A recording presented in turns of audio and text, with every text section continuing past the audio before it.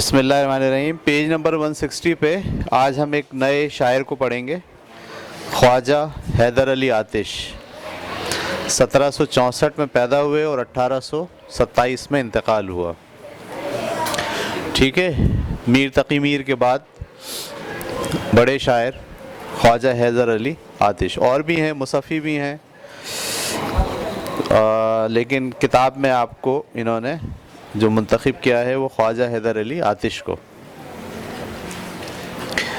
تو میں پڑھ کے سناتا ہوں ان کا تعارف۔ خواجہ حیدر علی آتش، ان کا تخلص کیا تھا؟ آتش۔ آتش کا مطلب کیا ہوتا؟ آگ۔ خواجہ حیدر علی آتش خواجہ علی بخش کے بیٹے تھے۔ دلی ہندوستان میں پیدا ہوئے۔ نواب شجاع الدولہ کے عہد میں دلی سے فیض آباد میں آ رہے۔ کم سنی میں والد کا انتقال ہو گیا۔ کوئی سرپرست نہ تھا، مالی حالت بہت خراب تھی، اس لیے نواب مرزا احمد تقی کی ملازمت اختیار کر لی۔ آپ ان کے ہمراہ لکھنؤ آ گئے۔ شاعری میں مصحفی کے شاگرد بن گئے۔ یہ بھی شاعر تھے، مصحفی۔ بادشاہوں کے دربار میں نہیں گئے، نہ کسی کا کوئی قصیدہ لکھا، تاہم بادشاہ ازراہ قدردانی 80 روپے ماہانہ انہیں پیش کرتا تھا۔ نہایت منکسر المزاج اور خلیق انسان تھے۔ ان کی شاعری میں زبان کا لطف اور الفاظ کی چاشنی ہے۔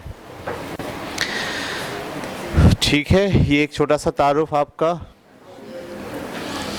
اب ہم ان کا تعارف جو ہے وہ ریختہ کی جو ویب سائٹ ہے اس پہ جو لکھا ہے وہ آپ کو پڑھ کے سناتے ہیں۔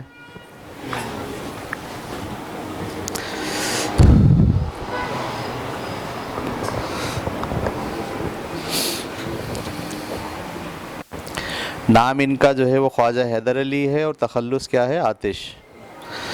چلیے، آتش کو عموماً دبستان لکھنؤ کا شاعر کہا گیا ہے۔ یہ میں نے آپ کو پہلے ہی سمجھایا تھا، دو دبستان ہیں شاعری کے، ایک لکھنؤ کا اور ایک دہلی کا۔ تو ان کو کیا سمجھا جاتا ہے؟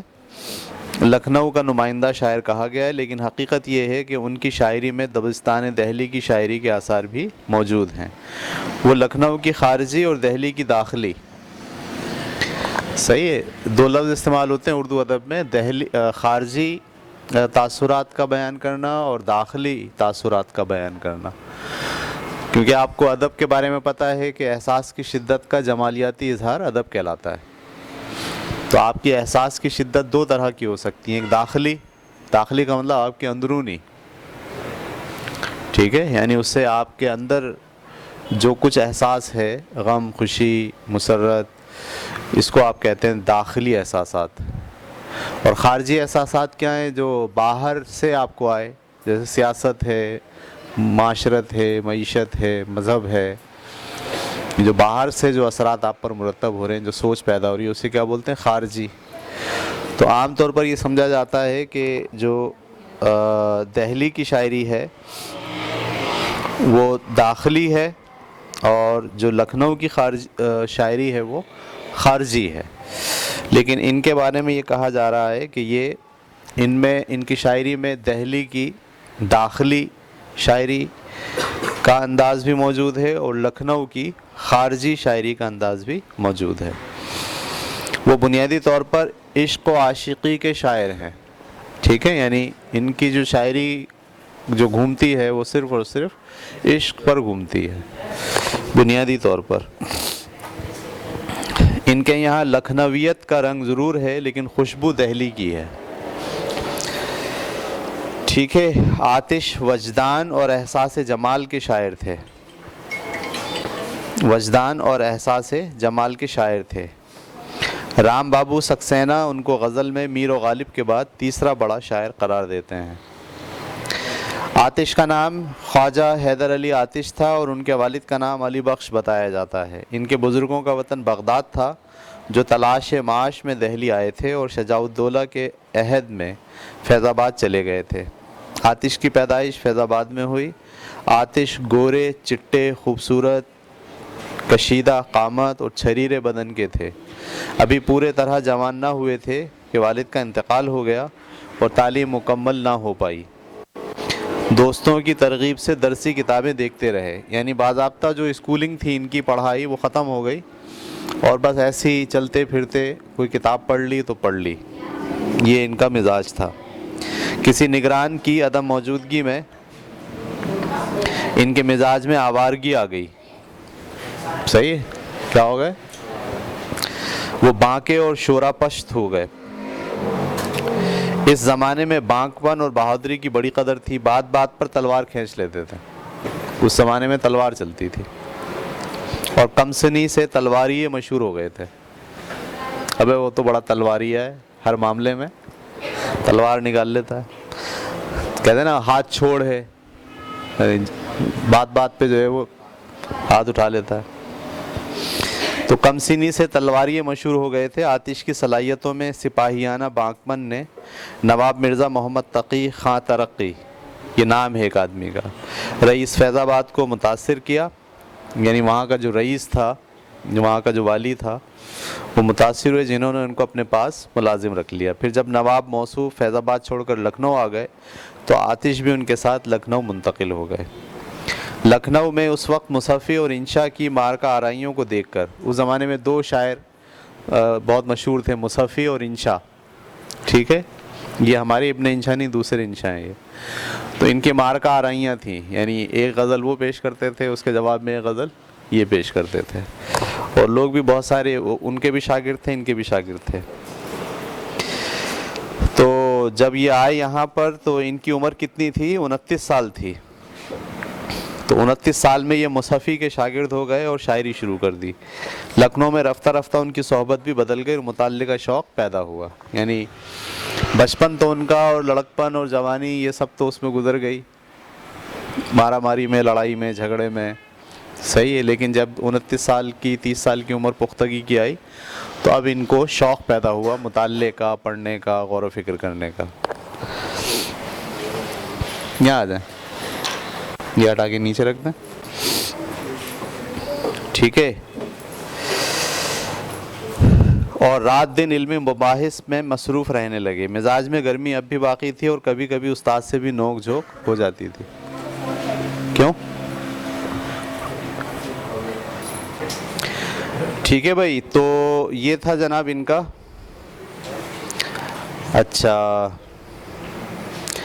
لکھنؤ پہنچنے کے بعد چند سال بعد ترقی، جو ان کے وہ تھے جن کے پاس ہی نوکری کرتے تھے، ان کا انتقال ہو گیا، جس کے بعد آتش نے آزاد رہنا پسند کیا، کسی کی نوکری نہیں کی۔ بعض تذکروں کے مطابق واجد علی شاہ اپنے ایام شہزادگی سے ہی 80 روپے ماہانہ دیتے تھے۔ کچھ مدد مداحوں کی طرف سے بھی ہو جاتی تھی، لیکن آخری ایام میں توکل پر گزارا تھا۔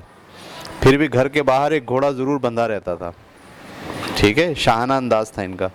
سپاہیانہ، رندانہ اور آزادانہ وضع رکھتے تھے، جس کے ساتھ ساتھ کچھ رنگ فقیری کا بھی تھا۔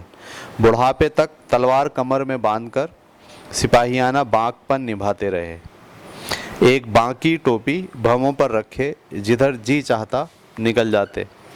اپنے زمانے میں بطور شاعر ان کی بڑی قدر تھی، لیکن انہوں نے جاہ و حشمت کی خواہش کبھی نہیں کی، نہ امیروں کے دربار میں حاضر ہو کر غزلیں سنائیں، نہ کبھی کسی کی ہجو لکھی۔ استغنا کا یہ حال تھا کہ بادشاہ نے کئی بار بلوایا مگر یہ نہیں گئے۔ ان کا ایک بیٹا تھا جس کا نام محمد علی اور جوش تخلص تھا۔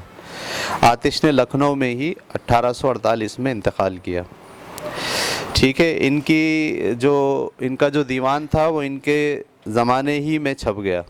نارملی عام طور پر لوگوں کا جو شاعری ہے وہ ان کے مرنے کے بعد پھر لوگ جمع کرتے ہیں اور جمع کر کے دیوان شائع کرتے ہیں۔ یہ شاعر ایسے تھے جن کا شاعری انہی کے زندگی ہی میں ان کی ساری شاعری جمع کر کے چھاپی گئی 1800 کے سن میں۔ کچھ شعر میں آپ کو سناتا ہوں مشہور، جو ان کے اشعار ہیں، مشہور ہو گئے۔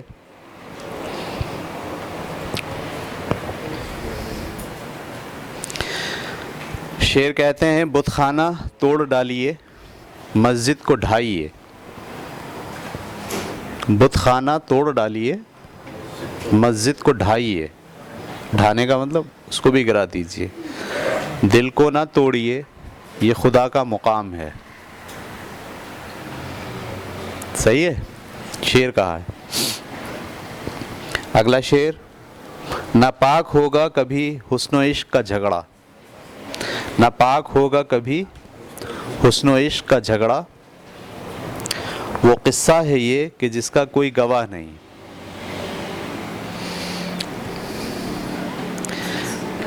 یہ قصہ، وہ قصہ ہے یہ کہ جس کا کوئی گواہ نہیں. حسن و عشق میں گواہی نہیں ہوتی نا. آگے، اے صنم جس نے تجھے چاند سی صورت دی ہے. اے صنم جس نے تجھے چاند سی صورت دی ہے، اسی اللہ نے مجھ کو بھی محبت دی ہے. عجب تیری ہے اے محبوب صورت، عجب تیری ہے اے محبوب صورت، نظر سے گر گئے سب خوبصورت. ٹھیک ہے، سن تو صحیح جہاں میں ہے تیرا فسانہ کیا. سن تو صحیح جہاں میں ہے تیرا فسانہ کیا، کہتی ہے تجھ کو خلق خدا غائبانہ کیا. کچھ نظر آتا نہیں اس کے تصور کے سوا، کچھ نظر آتا نہیں اس کے تصور کے سوا، حسرت دیدار نے آنکھوں کو اندھا کر دیا. اور یہ شعر بہت مشہور ہوا ہے. بڑا شور سنتے تھے پہلو میں دل کا، بڑا شور سنتے تھے پہلو میں دل کا، کہ ہمارے اندر دل ہے، جو چیرا تو ایک خطرہ خون نہ نکلا. صحیح ہے، بہت شور سنتے تھے پہلو میں دل کا، جو چیرا تو ایک خطرہ خون نہ نکلا.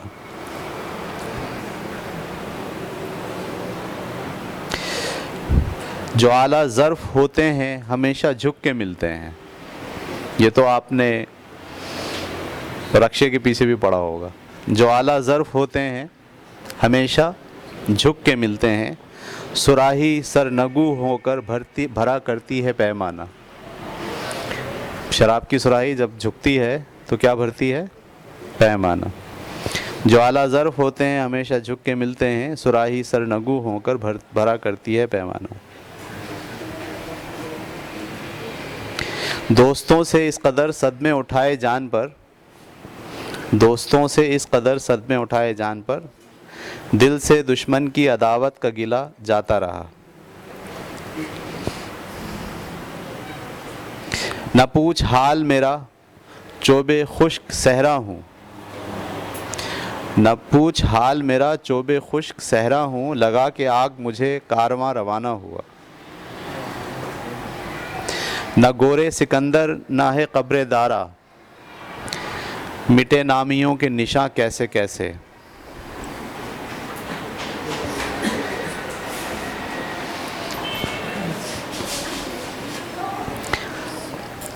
ٹھیک ہے، آپ کی نازک کمر پر بوجھ پڑتا ہے بہت، آپ کی نازک کمر پہ بوجھ پڑتا ہے بہت، بڑھ چلے ہیں حد سے گیسو کچھ انہیں کم کیجیے. ٹھیک ہے، تو حسن کی تعریف میں شاعری کی ہے زیادہ تر. اور یہ شعر تو لاجواب شعر ہے اور مثالوں میں دیا جاتا ہے. یہ آرزو تھی تجھے گل کے روبرو کرتے، یہ آرزو تھی تجھے گل کے روبرو کرتے، ہم اور بلبلے بیتاب گفتگو کرتے. کیا مطلب ہوا؟ یہ اردو کی شاعری میں شمع اور پروانہ مشہور ہیں، ایسے ہی بلبل اور گل بھی مشہور ہیں. ٹھیک ہے، یعنی گل جو ہے وہ حسن ہے اور بلبل جو ہے وہ عشق ہے. جیسے شمع اور پروانہ میں شمع حسن ہے اور پروانہ عشق ہے. ٹھیک ہے، ایسے ہی بلبل اور گل میں جو گل ہے وہ حسن ہے اور جو بلبل ہے وہ عشق ہے. تو کہہ رہے ہیں یہ آرزو تھی تجھے گل کے روبرو کرتے، یعنی ایک طرف گل ہے اور اس کے سامنے بیٹھا ہوا بلبل. ان کی تو مشہور ہے نا داستان. ہم بھی کیا کرتے, تجھے اپنے سامنے بٹھاتے, یہ آرزو تھی کہ تجھے گل کے روبرو کرتے, اور پھر ہم اور بلبل بیتاب گفتگو کرتے. ہم اس سے پوچھتے اب بتا کون ہے یہ, اور ہم بتاتے ہیں کہ کون ہے یہ. تیرا جو گل ہے وہ زیادہ حسین ہے یا ہمارا جو حسن ہے وہ زیادہ حسین ہے, یہ ہے اس کے معنی. یہ آرزو تھی تجھے گل کے روبرو کرتے, ہم اور بلبل بیتاب گفتگو کرتے. ایک شعر اور لکھا ہے انہوں نے, اٹھ گئی ہیں سامنے سے کیسی کیسی صورتیں, اٹھ گئی ہیں سامنے سے کیسی کیسی صورتیں, روئیے کس کے لیے کس کس کا ماتم کیجیے. ایک اور منتخب شعر ہے, آئے بھی لوگ بیٹھے بھی اٹھ بھی کھڑے ہوئے, آئے بھی لوگ بیٹھے بھی اٹھ بھی کھڑے ہوئے, میں جا ہی ڈھونڈتا رہا محفل میں رہ گیا, میں جا ہی ڈھونڈتا تیری محفل میں رہ گیا. محفل تھی آپ کی, لوگ آئے بھی بیٹھے بھی, سنا بھی آپ کو اور چلے بھی گئے, اور میں صرف کیا کرتا رہا, جگہ ہی ڈھونڈتا رہا.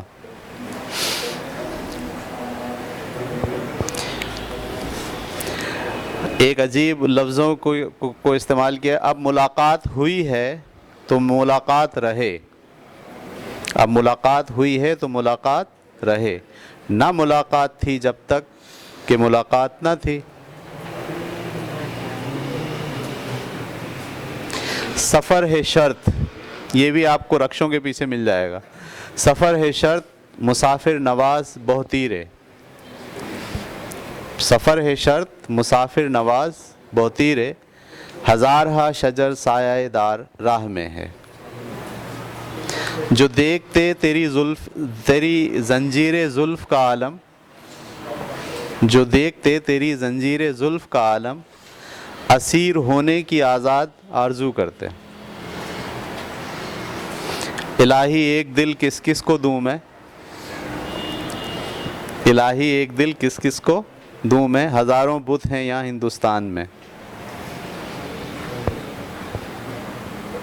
حاجت نہیں بناؤ کی اے نازنین تجھے, حاجت نہیں بناؤ کی اے نازنین تجھے, زیور ہے سادگی تیرے رخسار کے لیے. مہندی لگانے کا جو خیال آیا آپ کو, مہندی لگانے کا جو خیال آیا آپ کو, سوکھے ہوئے درخت ہنا کے ہرے ہو گئے.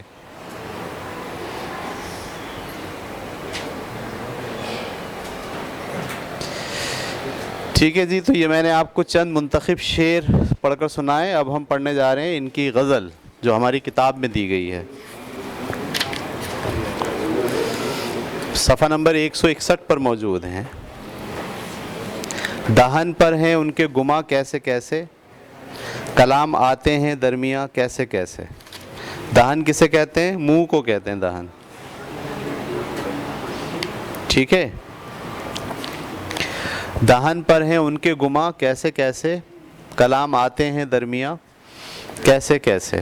کیا معنی ہوئے, یعنی ہمارے منہ پر ان کے لیے کیسے کیسے گمان ہیں, ٹھیک ہے, اور اس گمان کی وجہ سے ہمارے ذہن میں کیسے کیسے خیالات آ رہے ہیں.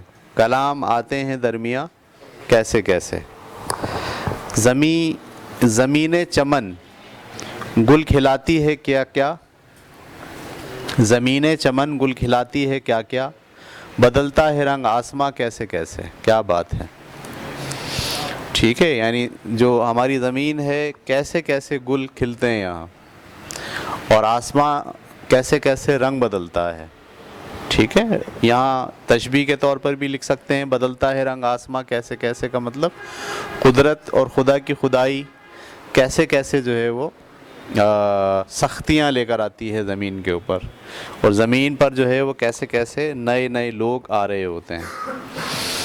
آگے لکھتے ہیں, نہ گورے سکندر نہ ہے قبر دارا, مٹے نامیوں کے نشاں کیسے کیسے. یہ دو لوگ گزرے ہیں, ایک دارا اور ایک سکندر. سکندر اعظم جو ہے وہ یورپ سے چلا, یونان سے, اور اس نے پوری دنیا پر قبضہ کیا, تو جب وہ یہاں آیا ہندوستان میں اپنی فوج لے کر، تو یہاں اس کا مقابلہ ہو گیا دارا سے۔ دارا بھی ایک بڑا پہلوان تھا اور سکندر خود بھی ایک بہت بڑا پہلوان تھا، تو یہ مشہور ہو گیا ہے سکندر اور دارا کی لڑائی، تاریخ کے اندر جو ہے مانی جاتی ہے۔ تو یہ بھی اپنے زمانے کا مشہور آدمی تھا اور وہ بھی اپنے زمانے کا مشہور آدمی تھا، لیکن اب کہاں ہیں وہ دونوں؟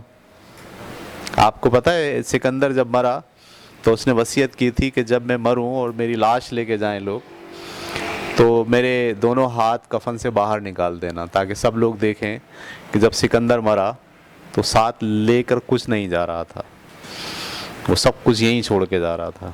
ٹھیک ہے، سکندر جو ہے بہت بڑا بادشاہ گزرا ہے، سکندر اعظم بولتے ہیں اس کو ہم، اور انگلش والے لوگ اس کو کہتے ہیں الیگزینڈر۔ ٹھیک ہے، الیگزینڈر دا گریٹ، اور مرا وہ مچھر کے کاٹنے سے۔ یہ عجیب بات ہے، لڑائی میں نہیں مرا، وہ یہاں آیا جب سندھ میں اور دادو میں، تو یہاں سے واپسی میں اس کو کسی مچھر نے کاٹا، بیمار پڑ گیا اور مر گیا۔ تو اس پہ شعر لکھا ہے، نہ گورے سکندر، گور کا مطلب قبر، نہ گورے سکندر نہ ہے قبر دارا، یعنی آج دنیا کو یہ نہیں پتا کہ سکندر کی قبر کہاں ہے، اور نہ یہ پتا کہ دارا کی قبر کہاں ہے۔ مٹے نامیوں کے نشان کیسے کیسے، یعنی ایک زمانے کے جو نامور لوگ تھے ان کے بھی نشان بھی جو ہے یہاں سے مٹ گئے۔ غم و غصہ وہ رنج و اندو وہ ہرما، غم و غصہ وہ رنج و اندو وہ ہرما، کیا مطلب ہوا؟ غم، غصہ، رنج، اور اندو کا مطلب کیا ہوتا ہے؟ جب رنج حد سے زیادہ بڑھ جائے اور آدمی رونے لگ جائے تو اسے کیا کہتے ہیں؟ اندو۔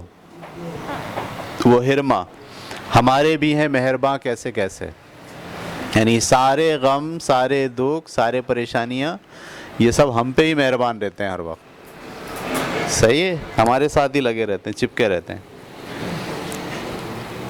کرے جس قدر شکر نعمت وہ کم ہے، کرے جس قدر شکر نعمت وہ کم ہے، مزے لوٹتی ہے زباں کیسے کیسے۔ کیا بات ہے جناب، یہ تو اللہ تعالیٰ کے لیے لکھا ہے کہ اللہ تعالیٰ کی شکر نعمت کے لیے جتنی بھی کی جائے وہ کم ہے، کیونکہ زبان کتنی چیزوں کے مزے لوٹتی ہے، پھل، فروٹ، غذا، پانی، شربت، صحیح ہے، سب چیزوں کے جو ٹیسٹ ہیں وہ زبان کو کیسے کیسے ملتے ہیں، اور اس کی وجہ سے کیا کرنا چاہیے؟ خدا کا شکر ادا کرنا چاہیے۔ چلیے جناب، اب ہم چلتے ہیں پیج نمبر 162 پر سوال جواب کی طرف۔ آتش کی غزل کا کون سا شعر آپ کو زیادہ پسند آیا؟ ہاں بھائی،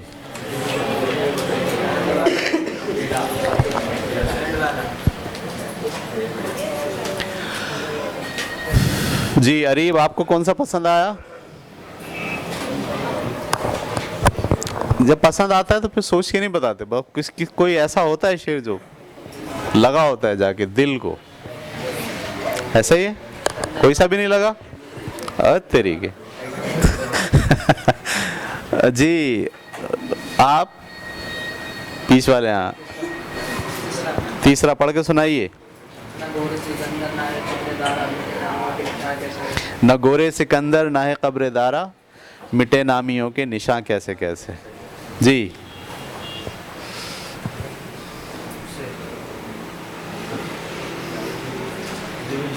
کوئی سا بھی سمجھ میں نہیں آیا، تو پسند ہی نہیں آیا۔ جن لوگوں کو کوئی شعر پسند نہیں آیا خواجہ حیدر علی آتش کی اس غزل کا، وہ انتہائی بدذوق ہیں۔ بدذوق سمجھتے ہیں آپ؟ ان کو ذوق ہی نہیں ہے، مطلب وہ اتنے بڑا شاعر گزر گیا، اتنی بات اس نے کہہ دی، وہ کہہ رہے ہیں ہمیں پسند ہی نہیں آیا۔ چلیں، آپ کو کون سا پسند آیا؟ آخری والا، کرے جس قدر شکر نعمت وہ کم ہے، مزے لوٹتی ہے زباں کیسے کیسے۔ جی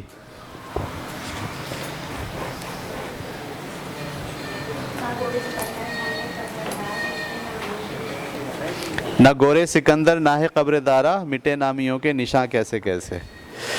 جی آپ کو کون سا پسند آیا اس میں سے؟ ہیں؟ تیسرا، یہی والا، نہ گورے سکندر نہ ہے قبر دارا، مٹے نامیوں کے نشان کیسے کیسے۔ اور آپ کو کونے والے؟ دوسرا والا، زمینیں چمن گل کھلاتی ہے کیا کیا، بدلتا ہے رنگ آسماں کیسے کیسے۔ چلیے جناب، تو یہ تھا آپ کی پسند. انہوں نے شعر میں لکھا تھا، وجہ بھی بتائیے کیوں پسند آیا. تو وجہ ہم ڈسکس نہیں کر رہے بس. دوسرا سوال، اس غزل میں لفظ کیسے کیسے کن معنوں میں استعمال ہوا ہے؟ کیسے کیسے کن معنوں میں استعمال ہوا ہے؟ یہاں کیسے کیسے اس معنوں میں استعمال ہوا ہے، بہت زیادہ تعداد میں، بہت زیادہ مقدار میں. صحیح ہے، یعنی بدلتا ہے رنگ آسماں کیسے کیسے کا مطلب بہت زیادہ آسمان نے، قدرت نے اپنا رنگ بہت بار کئی طریقے سے بدلا ہے.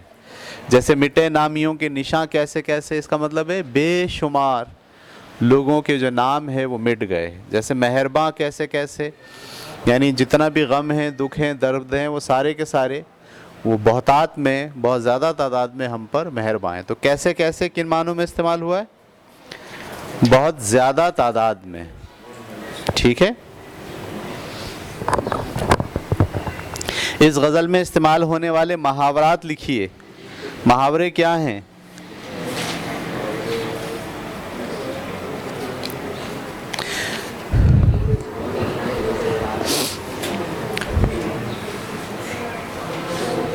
تو محاورہ اس میں یہ ہے آپ کے، بدلتا ہے رنگ آسماں کیسے کیسے، یہ محاورے کا درجہ آ گیا ہے اس کو. صحیح ہے. نہ گورے سکندر نہ ہے قبر دارا، یہ بھی دونوں محاوروں میں آتے ہیں.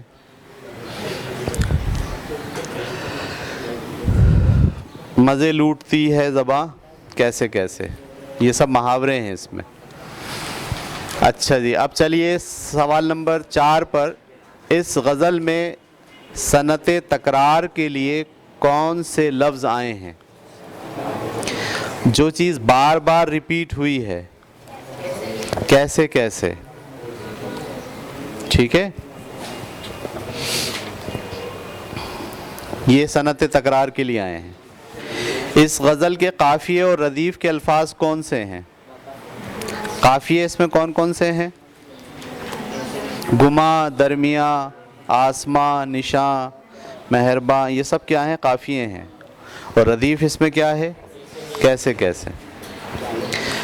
اب یہ کہتے ہیں مندرجہ ذیل سوالات کے جوابات، درست جواب پر نشان لگائیے. لفظ آتش کے لغوی معنی ہیں ڈیش کے، آگ کے. پہلے شعر میں لفظ کلام کے کیا معنی ہیں؟ خیال. لفظ گل کھلانا قواعد کے لحاظ سے کیا ہے؟ گل کھلانا اس میں صفت ہے، مرکب اضافی ہے، مرکب عطفی ہے، یا محاورہ ہے؟ محاورہ ہے، گل کھلانا. ٹھیک ہے. تو زمین چمن گل کھلاتی ہے کیا کیا، یہاں گل کھلانا کیا ہے؟ محاورہ ہے. کیا معنی ہوتے ہیں گل کھلانے کے؟ کوئی نیا واقعہ پیدا کرنا، اسے کہتے ہیں گل کھلانا. اچھا جی، لفظ اندوہ کے کیا معنی ہیں؟ غم. بہت زیادہ جب غم ہو اسے کیا کہتے ہیں؟ اندو. اچھا جی، اب ہم چل رہے ہیں سوالات خالی جگہوں کی طرف. نہ گورے سکندر نہ ہے ڈیش دارا قبر دارا، زمین چمن ڈیش کھلاتی ہے کیا کیا، گل کھلاتی ہے کیا کیا. کلام آتے ہیں ڈیش کیسے کیسے، درمیاں کیسے کیسے. کرے جس قدر ڈیش نعمت وہ کم ہے، شکر.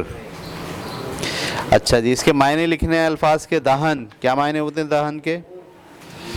دہن کا مطلب منہ، اور گور کا مطلب قبر، اور گما کا مطلب خیال، اور ہرما کا مطلب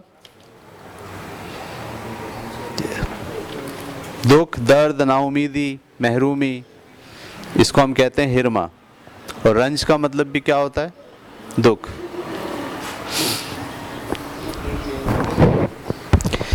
تو اب یہ گرامر جو ہے اس کو ہم پڑھ رہے ہیں. Page number 163. زمین چمن گل کھلاتی ہے کیا کیا، بدلتا ہے رنگ آسماں کیسے کیسے. اس کے دوسرے مصرعے میں آسمان کا رنگ بدلنا لکھا ہے، جو کہ حقیقت نہیں ہے، بلکہ اس سے مراد زمانے کی گردش ہے، جس کے معنی یہ لیے جائیں گے کہ قسمت میں کیا کیا تبدیلیاں ہوتی ہیں. اس طرح بات کرنے کو جس میں کہ حقیقت بیان نہ کی جائے اور اس کے بدلے اشارے میں بات کی جائے، اس کو ادب میں کنایا کہتے ہیں۔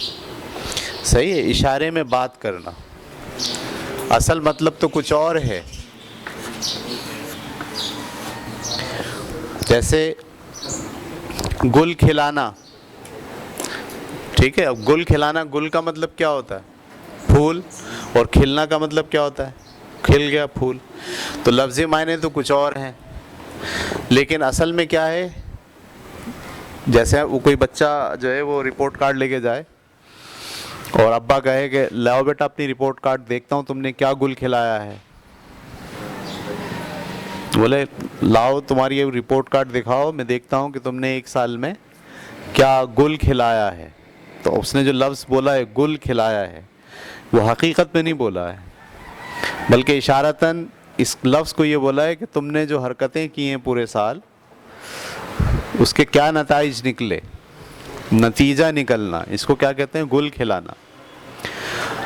تو یہ جو جملہ بولا گیا ہے، لائیے رپورٹ کارڈ دیکھتا ہوں کہ تم نے کیا گل کھلایا ہے، یہ جو گل کھلایا اپنے اصل معنی اور اپنے اصل مفہوم میں نہیں آیا ہے، بلکہ یہ اشارہ کیا گیا ہے کسی دوسری جانب۔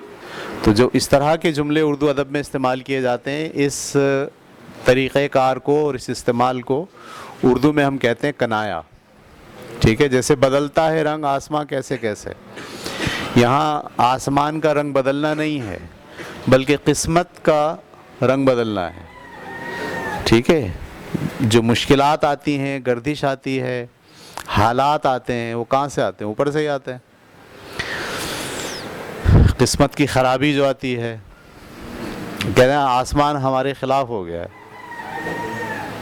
تو اب یہ بولا تو ہے آسمان ہمارے خلاف ہو گیا، لفظ آسمان خلاف ہو گیا نہیں، بلکہ قدرت، قسمت، حالات، یہ سب ہمارے خلاف ہو گئے۔ تو جب آپ جو جملہ استعمال کر رہے ہیں اس میں جو لفظ ہیں وہ اپنے اصل معنوں میں استعمال نہ ہوں، بلکہ اشارتاً کسی دوسری جانب وہ اشارہ کر رہے ہوں، تو اس بات کو شاعری میں اور اردو ادب میں کیا کہتے ہیں؟ کنایا کہتے ہیں۔ تو یہ کنایا استعمال کیا انہوں نے اپنی شاعری کے اندر۔ اس طرح کے بات کرنے کو جس میں کہ حقیقت بیان نہ کی جائے اور اس کے بدلے اشارے میں بات کی جائے، ادب میں کنایا کہتے ہیں۔ دل زمانے کے ہاتھ سے سالم کوئی ہوگا کہ رہ گیا ہوگا۔ اس شعر میں جو زمانہ ہے اس سے مراد اہل دنیا ہیں، یعنی دنیا والے، ہر ایک کو کوئی نہ کوئی دکھ دیتے ہی ہیں، یہ بھی کنایا ہے، ٹھیک ہے۔ اس طرح آپ 3 شعر تلاش کریں جن میں اصل یا حقیقی لفظ استعمال کرنے کے بدلے کنائے میں بات کی گئی ہو۔ اگر آپ اپنے ہی اس میں دیکھیں تو اس میں ایک تو گل کھلانا، زمین چمن گل کھلاتی ہے، اس میں گل کھلانا کیا ہے؟ کنایا ہے۔ اور بدلتا ہے رنگ آسماں کیسے کیسے، یہ بھی کیا ہے؟ کنایا ہے۔ اور یہاں جو لفظ استعمال ہوئے نا، ہمارے بھی ہیں مہرباں کیسے کیسے، اس میں جو لفظ مہرباں ہے یہ کس کے لیے استعمال ہوا ہے؟ رنج کے لیے، دکھ کے لیے۔ تو اصل لفظ مہرباں اپنے اصل معنوں میں نہیں آیا، بلکہ کنایا کے طور پر استعمال ہوا ہے، ٹھیک ہے۔ تو یہ تھا جناب آپ کا خواجہ حیدر علی آتش، اور ان کی غزل پڑھ کے ہم اردو ادب کی ایک اہم بات جو ہے وہ سمجھ پائے، اور وہ بات کیا ہے؟ کنایا۔ کنایا کیا ہوتا ہے؟ کہ جو لفظ ہے وہ اپنے اصل معنوں اور اپنے اصل مفہوم میں استعمال ہونے کے بجائے اشارتاً کسی دوسرے معنی اور مفہوم میں استعمال ہو جائے، اسے ہم کہتے ہیں کنایا، ٹھیک ہے۔ روکیے۔